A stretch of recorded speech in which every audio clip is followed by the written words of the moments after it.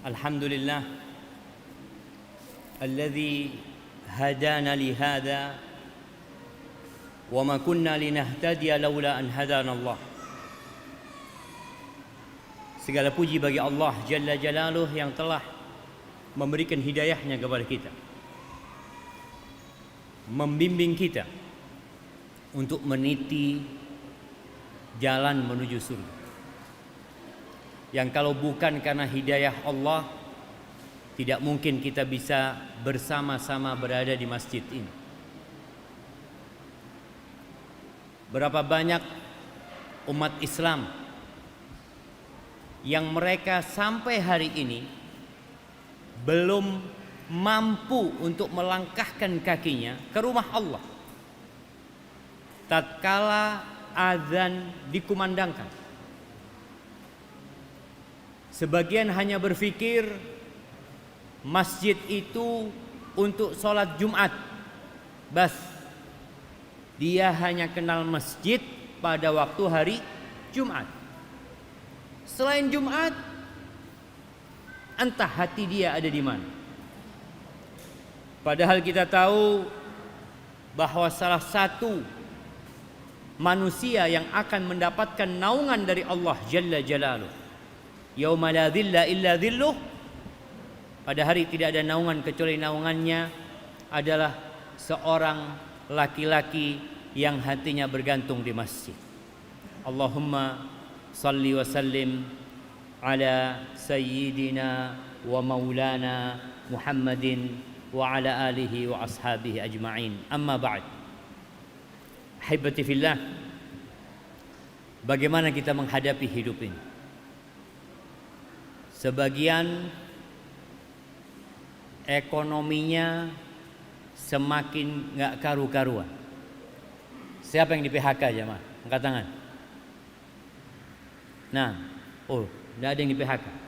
Alhamdulillah. Memang gak ada yang jadi pegawai, Ustaz. Siap. Siapa yang hasil usahanya turun? Angkat tangan. Masya Allah. Berapa persen turunnya? 80%. Masya Allah. Makanya soft pertama ya. Katanya kalau susah itu ada di soft pertama aja. Kalau untungnya 80%, biasanya soft mulai terakhir. Jadi yang di belakang ini termasuk yang keuntungannya lebih banyak. Wallahu a'lam bishawab. Tapi kita tahu pandemi ini berdampak kepada semuanya. Yang kaya dan yang miskin, yang sekolah dan yang tidak sekolah. Bagaimana orang tua capek melihat anaknya tiap hari di rumah, 24 jam di rumah anak. Yang dahulunya dia melihat jam 6:30 sudah pergi dari rumah, baru balik habis zuhur. Ada yang full day, ada yang biasanya ketemu sama anak 4 bulan sekali karena anaknya masuk pondok. Tapi ini tiap hari kelihatan anaknya. Kalau kelihatan anaknya taat dan patuh, alhamdulillah. Ini tiap hari berantem sama ibunya, nyuruh belajar, nyuruh baca. Kadangkala karena sekolah online pakai Zoom-nya berdiri, anaknya tiduran. Allahu Akbar. Tapi seorang mukmin dalam semua kondisi, dia adalah orang yang kuat. Sampai dikatakan dia adalah orang yang tahan banting, elastis, tak mudah patah. Mukmin itu tak lapuk karena hujan dan tak lekang karena panas. Kata Rasul sallallahu alaihi wasallam, ajaban li amril mu'min, sungguh menakjubkan urusan orang beriman. Di muka bumi ini ada berapa miliar penduduknya? Antum? 8 miliar. Yang Islam berapa persen? 60%. Masya Allah. Antum husnudzon nih. Berapa persen yang muslim jemaah? Sepertiga mungkin. Nggak sampai 2M yang muslim.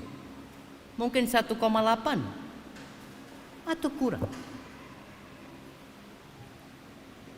Rasul sallallahu alaihi wasallam mengatakan, ajaban li amrin mu'min. Sungguh menakjubkan urusan orang beriman. Antum masuk nggak dalam konteks hadis ini? Kalau enggak, berarti ada masalah sama kita. Ada masalah dengan keimanan kita. Karena beliau mengatakan sungguh menakjubkan alaihi salatu wassalam urusan orang beriman. Kenapa? Inna amrahu kullahu lahu khair. Semua urusan orang beriman itu baik. Subhanallah. Dia mau jadi bos, baik. Dia mau jadi anak buah, baik. Dia mau kaya, baik. Mau miskin, baik.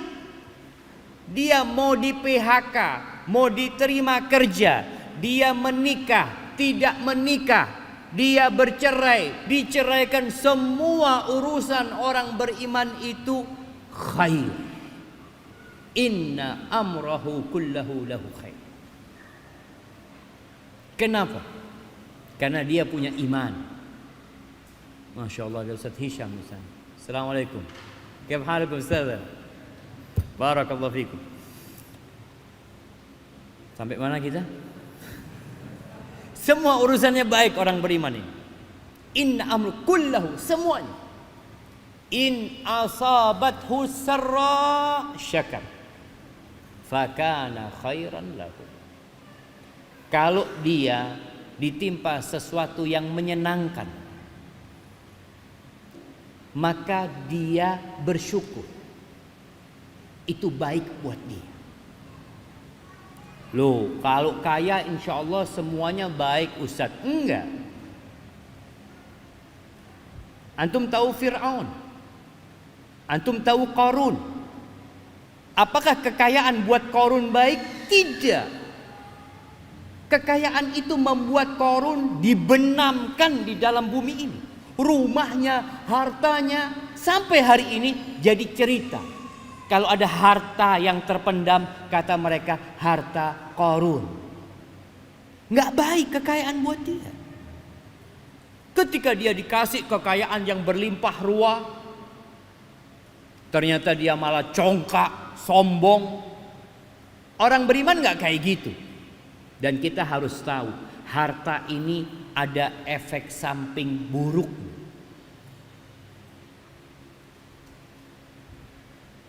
Apa kata Allah Azza wa Jal? Innal insana la yatgha. Sesungguhnya manusia itu benar-benar melampaui batasnya. Kapan?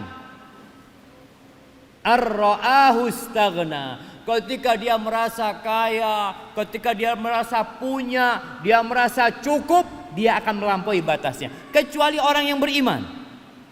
Maka orang beriman ketika dikasih kekayaan, dia ingat sama Allah. Nabi Sulaiman, subhanallah. Jadi kalau bicara kekayaan Qarun, dengan secuil dari kerajaan Nabi Sulaiman, nggak ada apa-apanya Qarun ini jemaah. Ketika Nabi Daud meninggal dunia alaihi salam, kemudian banyak anaknya Nabi Daud, tapi yang menjadi nabi dan penerus Nabi Daud adalah Nabi Sulaiman. Apa kata Nabi Sulaiman? Ulimna mantiqat tayr wa utina min kulli syai' inna hadha lahuwal fadlul mubin. Beliau mengatakan kami diajarin bahasanya burung. Kalau membaca tafsir dari ayat ini, ketika meninggalnya Nabi Daud, orang-orang yang takziah itu kepanasan. Itu burung sama Nabi Daud, sama Nabi Sulaiman disuruh menaungi orang-orang yang sedang berada di sana supaya nggak kepanasan. Tapi karena burung itu menyatu sayapnya, memang mereka tidak kepanasan, tapi mereka sumuk karena tidak ada udara, ketutup sama angin. Akhirnya Nabi Sulaiman memerintahkan tiap burung itu untuk menutup satu sayap supaya udara itu masuk. Benar-benar orang melihat anugerah yang Allah berikan kepada Nabi Sulaiman. Wa utina min kulli syai, dan diberikan kepada kami segala sesuatu dalam urusan kerajaannya. Apa kata beliau? Inna hadza, ini adalah karunia Allah yang nyata. Karunia siapa? Dari Allah. Tatkala melihat singgasana Ratu Balqis di hadapannya, apa kata Nabi Sulaiman? Hadza min fadli Rabbi. Ketika beliau mendengar semut berbicara, hadza min fadli Rabbi, semuanya disandarkan kepada Sang Pencipta, bukan kepada aku, saya, ini usahaku, ini perjuanganku, ini hasil jerih payahku. La, hadza min fadli Rabbi. Tuh orang mukmin kalau dikasih nikmat dia bersyukur. Dan kita tahu syukur yang pertama, tingkatan syukur yang pertama ini adalah al-iqrar, meyakini bahwa nikmat ini dari Allah gitu. Bukan dari aku. Siapa aku? Min ana. Ketika kawan-kawannya terpapar COVID, dia sehat. Oh, sakti aku baca. Sakti. Engkau memang belum wayane kena. Bukan sakti. Sahih jemaah. Jadi orang mukmin itu bersyukur. Dia meyakini ini nikmat dari Allah Azza wa Jalla. Kemudian orang mukmin ini akan memuji Allah, bukan menyanjung dirinya, bukan memuji usahanya, kepintarannya. Kalau Qarun, apa kata Qarun? Innama utituhu ala ilmin indi. Aku bisa seperti ini karena ilmu. Bisa jadi karena Allah yang tahu aku pantas mendapatkannya, atau karena ilmu yang aku miliki. Akhirnya selesai cerita Qarun. Fir'aun, apa kata dia? Wa hadhil anharu tajri min tahti. Kalian enggak ngelihat bagaimana sungai-sungai itu mengalir dari bawahku? Siapa Fir'aun ini? Dikasih kodok sama Allah, teriak-teriak, minta tolong. Dikasih belalang yang menyerang Mesir, enggak bisa berbuat apa-apa. Orang beriman menyandarkan nikmat kepada Allah Azza wa Jalla. Dengan lisannya dia memuji Allah, alhamdulillah. Kemudian beramal dengan nikmat tersebut. Diamalkan tuh nikmat itu. Nikmat itu digunakan untuk ketakwaan kepada Allah Azza wa Jalla. Allah berfirman kepada keluarganya Nabi Daud. Karena ini termasuk sosok nabi yang istimewa sekali di kalangan Bani Israel. Biasanya di kalangan Bani Israel itu nabi sama raja itu dari kabilah yang berbeda. Tapi di masa itu nabi dan raja satu kabilah. Mulai sejak zaman Nabi Daud alaihissalam, Allah mengatakan, "I'malu ala Daud syukra." Beramallah kalian wahai keluarga Daud sebagai bentuk syukur kepada Allah. Di beberapa buku tafsir disebutkan bahwa Nabi Daud mengatakan, atau Nabi Sulaiman mengatakan, kaifa ashkuruk ya Allah, gimana aku bersyukur kepadamu ya Allah, sedangkan aku bisa bersyukur itu juga karena engkau. Masya Allah, al-an balagta syukri, sekarang engkau baru bersyukur. Itu orang beriman. Kalau dapat nikmat, Masya Allah, baik buat dia karena dia bersyukur. Wa in asabathu dharra, tapi kita tahu dunia ini berputar. Kadang malam, kadang siang. Kadang dia di atas, kadang dia di bawah. Kadang dia sehat, kadang dia sakit. Kadang dia dizalimin sama orang, disakiti sama orang. Bagaimana kondisi orang beriman? Baik. Kenapa? Karena dia sabar. Dia menerima takdir Allah. Tadi yang penghasilannya turun 80%, badannya ikut turun enggak? Enggak, alhamdulillah. Turun juga kilonya. Alhamdulillah jemaah. Ini termasuk nikmat Allah, enggak perlu diet. Kan ada orang kepingin kurus enggak kurus-kurus jemaah. Allah kasih hasil usahanya berkurang, alhamdulillah kurus dia. Masya Allah, nikmat sebenarnya dari Allah Azza wa Jalla. Jadi tatkala dia terkena sesuatu yang tidak menyenangkan, dia bersabar. Dia yakin, qul lan yusibana illa ma kataballahu lana huwa maulana wa 'alallahi falyatawakkalul mu'minun. Dia mengatakan, qul, katakanlah. Allah mengatakan kepada Nabi alaihi salatu wasallam, qul, tidak akan menimpa kami. Ingat, taruh di benak kita, camkan di hati kita, pahat di jantung kita. Lan yusiba, tidak akan menimpa kita apapun bentuk musibah itu, tidak akan menimpa kita, illa ma kataballahu lana, kecuali apa yang sudah Allah tuliskan untuk kita. Para ulama mengatakan kalimat lana itu mengandung unsur kebaikan. Artinya Allah tatkala menuliskan musibah itu menimpamu, ada hikmah di situ untuk kebaikan dirimu. Illa ma kataballahu lana huwa maulana. Dialah Allah. Allah itu pelindung kita.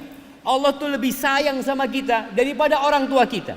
Allah itu lebih sayang sama kita daripada anak-anak kita. Allah itu lebih sayang sama kita dari semua yang mengasihi dan menyayang. Antum melihat Nabi Ayub. Nabi Ayub itu pernah hidup senang, kemudian hidup susah, kemudian hidup senang. Dan dalam semua kondisi, Nabi Ayub dalam kondisi yang maksimal dalam kebaikan. Ketika kaya raya, Masya Allah, bagaimana beliau rajin sodako, rajin membantu orang lain. Ketika beliau dikasih penyakit, berapa tahun beliau sakit?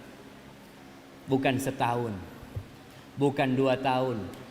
Ada riwayat mengatakan sampai antara 7 sampai 18 tahun. Apa musibah yang menimpa beliau? Hartanya habis. Habis, nol. Gak punya apa-apa. Punya penyakit. Harta habis, tapi orang anak akan berusaha lagi, kerja lagi. Kerja gak bisa Nabi Ayub. Sakit. Dengan penyakit yang menjijikkan. Yang membuat orang tidak mau dekat-dekat sama beliau. Hanya istrinya. Sampai istrinya bekerja. Kerja istrinya demi membantu suaminya untuk hidup. Ketika beliau berdoa, setelah bertahun-tahun sakit, apa kata Nabi Ayub? Siapa yang tahu sama doanya Nabi Ayub? Siapa jemaah yang hafal doanya Nabi Ayub? Nah, fadhal. Rabbi, na'am, Masya Allah. Ada hadiahnya nanti kasihkan kepada beliau. Masya Allah. Wa ayyuba idh nada rabbahu anni massani yadhur wa anta arhamur rahimin. Allahu Akbar. Anda kalau baca doanya Nabi Ayub ya, dikasih cobaan yang begitu sulit, seorang nabi. Beliau mengatakan, beliau memanggil Rabbnya, anni massani yadhur, aku tertimpa penyakit ya Allah. Aku tertimpa sesuatu yang membahayakan. Wa anta arhamur rahimin, dan engkau adalah yang pengasih ya Allah, di antara semua yang mengasihi. Beliau berbaik sangka sama Allah. Tetap keyakinan beliau Allah itu arhamur rahimin. Sedangkan kita kalau terkena musibah, padahal kita orang soleh, udah hijrah, mulai kita buruk sangka sama Allah. Ya Allah, aku kan udah hijrah, aku kan udah sholat, kenapa kok aku masih dikasih cobaan seperti ini? Nabi Ayub mengatakan, wa anta arhamur rahimin. Nggak berubah jamaah keyakinan bahwa Allah arhamur rahim. Jadi kita tatkala terkena musibah, yang harus kita lakukan adalah buruk sangka sama diri kita. Kenapa? Karena Allah mengatakan, ma asabaka min hasanatin faminallah. Kebaikan yang menimpamu itu dari Allah, bukan darimu, bukan dari fulan, tapi dari Allah. Wa ma asabaka min sayyi'atin famin nafsik. Tapi kalau engkau kena musibah, jangan cari kambing hitam. Jangan, oh ini kayaknya fulan ini. Engkau sebabnya, engkau sendiri, karena dosa-dosamu. Kalau tadi cerita Nabi Ayub, bagaimana cerita Nabi Yunus? Beliau berdakwah puluhan tahun di kaumnya, mengajak kaumnya, lalu beliau meninggalkan kaumnya, naik perahu, ditelan oleh ikan paus. Apa kata Nabi Yunus di dalam perut ikan paus? Dia mengatakan, La ilaha illa anta subhanaka inni kuntu minadh dhalimin. Allahu Akbar. Ya Allah, tiada yang berhak disembah kecuali Engkau ya Allah. Enggak ada yang berhak disembah. Tiada Tuhan yang hak kecuali Engkau ya Allah. Maha suci Engkau ya Allah dari segala kekurangan, dari segala aib, dari segala kesalahan. Maha suci Engkau ya Allah. Inni kuntu minadh dhalimin. Aku yang termasuk orang-orang yang zalim ya Allah. Beliau memuji Allah dan menyalahkan dirinya. Kita kadang-kala lebih suka memuji diri kita, menyanjung diri kita. Mukmin nggak kayak gitu. Dia tahu dengan kekurangan dirinya, maka dia bersabar terhadap musibah itu. Karena dia tahu bahwa semua yang terjadi itu berdasarkan ilmu Allah dan hikmah. Nggak ada yang sia-sia dalam ciptaan Allah. Maka buat orang yang beriman ini baik. Musibah itu jadi baiknya. Kok bisa jadi baik dia? Nah, bentar lagi kita akan lihat betapa banyaknya hikmah dari musibah yang kita kadang-kala tidak merasa. Manusia itu nggak suka hidup susah. Ahibati fillah, Rasulullah sallallahu alaihi wasallam dalam hadis riwayat Muslim mengatakan, hadis tadi berakhir walaysa dzalika illa lil mu'min. Sikap yang seperti itu tidak dimiliki kecuali buat orang yang beriman. Beriman itu antu'mina billahi wa malaikatihi wa kutubihi wa rusulihi wal yaumil akhir wa tu'mina bil qadari khairihi wa syarrihi. Kalau bicara iman, maka beriman kepada Allah, beriman kepada malaikat-malaikatnya, beriman kepada kitab-kitabnya, beriman kepada rasul-rasulnya, beriman dengan hari akhir, yakin bahwa dunia ini akan hancur lebur. Dan dia beriman dengan takdir baik dan buruk.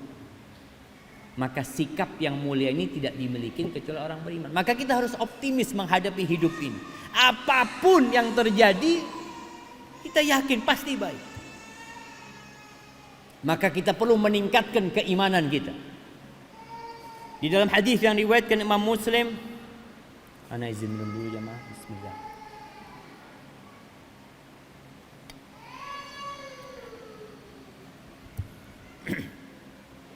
Rasulullah sallallahu alaihi wasallam bersabda, "Al-mu'minul qawi khairun wa ahabbu ila Allah minal mu'minid dha'if."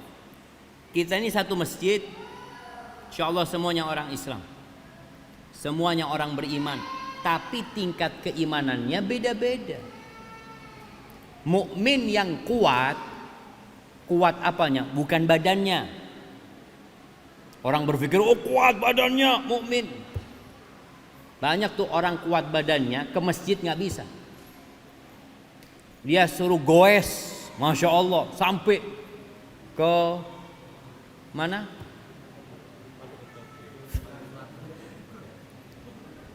Tiga apa? Yang tinggi itu? B29. Ada yang sampai sana? Goes. Tuh lihat, banyak goes sampai ke B29. Masjid 500 meter nggak nyampe kakinya. Kenapa? Sakit apa? Kakinya kuat, tangannya kuat, imannya lemah. Mayan pak, nggak ada gunanya. Badan yang kuat dengan iman yang lemah, layan pak. Maka Nabi SAW mengatakan mukmin yang kuat, kuat imannya, kuat tekadnya, kuat ilmunya, kuat azimahnya, itu lebih baik dan lebih dicintai Allah daripada mukmin yang lemah. Wa fi kullin khair. Tapi di setiap orang beriman, pokoknya ada iman, ada kebaikan di dirinya. Walaupun tadi tingkat kebaikannya ya mungkin rendah. Terus gimana? Nabi memberikan arahan sallallahu alaihi wasallam. Nabi itu cinta sama kita, bil mu'minina raufur rahim. Beliau itu sayang, maka beliau selalu memberikan arahan, pencerahan, bimbingan, nasihat supaya kita nggak salah jalan. Lalu beliau mengatakan alaihi salatu wassalam, ihris ala ma yanfa'uk wasta'in billah wala ta'jaz. Hendaklah engkau itu bersemangat untuk meraih segala sesuatu yang bermanfaat buat engkau. Semua yang bermanfaat, baik itu urusan dunia atau urusan akhirat. Pokoknya bermanfaat, jangan ditinggalkan. Makanya kalau bicara zuhud, zuhud itu apa? Kata Syekh bin Utsaimin rahimahullahu taala, beliau mengatakan zuhud itu tarku ma la yanfa' fil akhirah. Zuhud itu adalah meninggalkan segala sesuatu yang tidak bermanfaat di akhirat. Itu zuhud. Kalau antum bekerja jadi orang kaya bermanfaat, maka kalau antum meninggalkan pekerjaan, berarti antum nggak zuhud. Antum seharusnya bekerja. Kenapa? Karena ini bermanfaat loh buat akhirat antum. Maka bersungguh-sungguhlah untuk meraih apa saja yang bermanfaat. Di masa pandemi banyak yang nganggur. Tadi kalau bicara di PHK, usahanya susah. Tapi kalau antum nggak ada kerjaan dunia, kerjaan akhirat. Dulu ada guyonan jamaah. Ternyata guyonan itu ana rasa positif. Ketika ada orang nganggur, antum ya apa? Ana nggak punya pekerjaan, ya antum ambil sapu lah, sapu tuh jalan. Mosok kok nyapu jalan. Loh katanya nggak ada kerjaan. Itu jalan kotor. Ada kerjaan, engkau nggak mau kerja. Jadi kita yang milih pekerjaan. Kalau membersihkan jalan itu bermanfaat buat kita, kenapa kita tinggalkan? Bukankah pahala ini ukurannya bukan 1 kilo 2 kilo jamaah, bukan 1 on 2 on. Faman ya'mal mithqala dzarrah, hitungannya itu dzarrah, semut yang kecil. Antum nyapu membersihkan ranting-ranting, masya Allah, itu bukan dzarrah. Itu besar. Maka ingat nasihat Nabi SAW ini, ihris ala ma yanfa'. Jangan jadi benalu di masyarakat. Jangan pernah mengatakan saya nggak punya pekerjaan. Banyak pekerjaan. Umar bin Khattab mengatakan, ini la akrah an arsyab sabahlalan. Aku tuh benci melihat pemuda yang pengangguran. La fi amali dunya wala fi amalil akhirat. Ini nganggur, tidak ngerjakan urusan dunia wala ngerjakan urusan akhirat. Nganggur.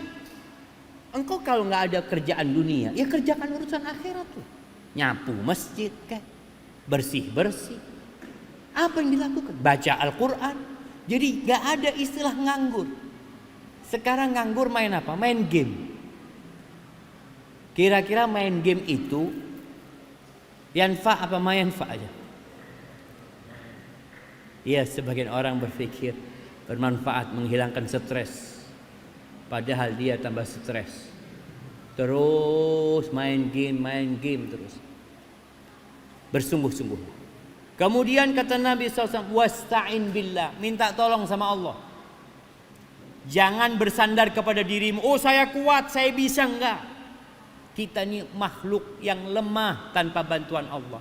Kalau mau melakukan sesuatu, kegiatan apapun, dunia atau akhirat, minta tolong sama Allah. Di setiap sholat kita tidak pernah berhenti mengatakan iyyaka na'bud wa iyyaka nasta'in. Wasta'in billah, minta tolong sama Allah. Maka orang keluar rumah, bismillahi tawakkaltu 'ala Allah. Mengerjakan sesuatu apa saja, sandalnya rusak mau dibeli, tolong sama Allah, ya Allah bantulah hamba ya Allah. Mau ngidupin motor di starter nggak mau hidup. Kenapa ya? Ingat sama Allah. Ya Allah, mudah-mudahan bisa hidup ya Allah. Perempuan yang di rumah, dia lihat ya Allah masak meneh. Dia lihat dapur lagi, minta tolong sama Allah. Karena pada hakikatnya la sahla illa ma ja'alallahu sahla. Enggak ada yang mudah kecuali Allah yang bikin mudah. Yang sulit kalau Allah mau bikin mudah akan jadi mudah. Nabi Musa, bayangin di depannya itu lautan. Kalau menurut akal ya nggak mungkin sudah. Kita lihat kaumnya Nabi Musa pesimis.